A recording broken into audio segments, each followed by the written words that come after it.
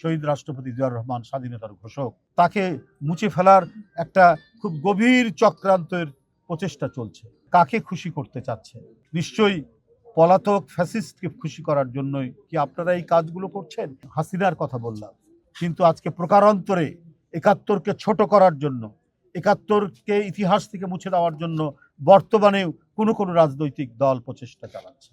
এবং এই ৭১ স্বাধীনতা মুক্তিযুদ্ধের সাথে যে নামটি অবিচ্ছেদ্যভাবে অবিচ্ছিন্নভাবে জড়িত, শহীদ রাষ্ট্রপতি জিয়াউর রহমান স্বাধীনতার ঘোষক, তাকে মুছে ফেলার একটা খুব গভীর চক্রান্তের প্রচেষ্টা চলছে।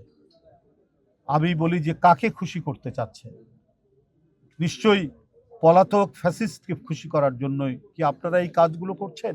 এই প্রশ্ন তো আজকে জনগণের, এই প্রশ্ন আজকে মানুষের মুখে মুখে। একটি চিত্র প্রদর্শনীর আয়োজন করেছিলেন ৭১-৪৭ থেকে শুরু করে জুলাই পর্যন্ত। সেখানে শেখ মুজিবের ৭ই মার্চের ভাষণ আছে, জিয়াউর রহমানের স্বাধীনতার ঘোষণা নেই। পরে অনেক ব্যাখ্যা দেওয়ার চেষ্টা করছে, কিন্তু আমরা তো দেখেছি সেই উপস্থিতি, মানে তাদের সেই যে প্রদর্শনীর যে ধরন আমরা দেখেছি। তাদেরই ছাত্র সংগঠনের একটি বিশ্ববিদ্যালয়ে সেখানে দেখানো হচ্ছে যে হচ্ছে হালকা দাড়িপাল্লা দিয়ে বলা ৭১ হালকা, ৭১-এর পাল্লাটা উপরের দিকে চলে যায় আর জুলাইকে নিচের দিকে নিয়ে আসা হয়। এগুলো হচ্ছে ছোট লোকটি। কারণ আপনাদের প্রতিটি মুহূর্তে, প্রতিটি আন্দোলন সংগ্রামের প্রতিটি ক্ষেত্রে আপনারা করেছেন জনগণের সাথে শত্রুতা করেছেন, জনগণের বিরুদ্ধে ছিলেন।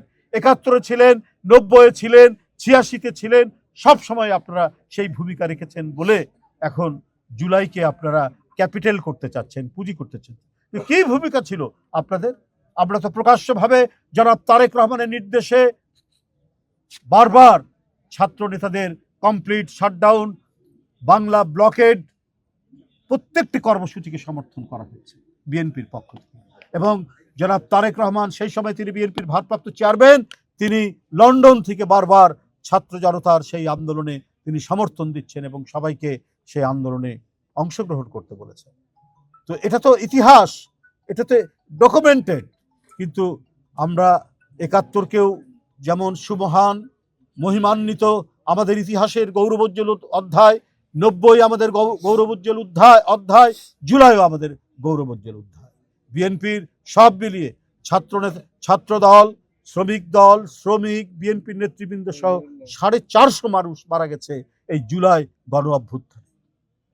এটা আপনারা যদি মুছে ফেলার চেষ্টা করেন, মানুষের হৃদয়ের মধ্যে যে ইতিহাস লেখা আছে, মানুষের মনের মধ্যে যে ইতিহাস লেখা আছে, সেই ইতিহাসকে আপনারা বুঝতে পারবেন না। আমরা সশ্রদ্ধ চিত্তে সম্মান করি ৭১-এর বীর মুক্তিযোদ্ধাদের।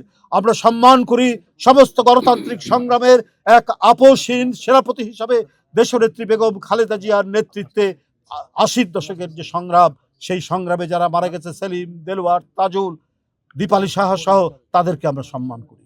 বন্ধুরা আমার, আমরা সম্মান করি জুলাইয়ের মুগ্ধ, ওয়াসিম আকরাম, আবু সাইদ সহ, আহনাফ সহ যারা আত্মদান করেছে, প্রত্যেকটাই মহিমান্বিত।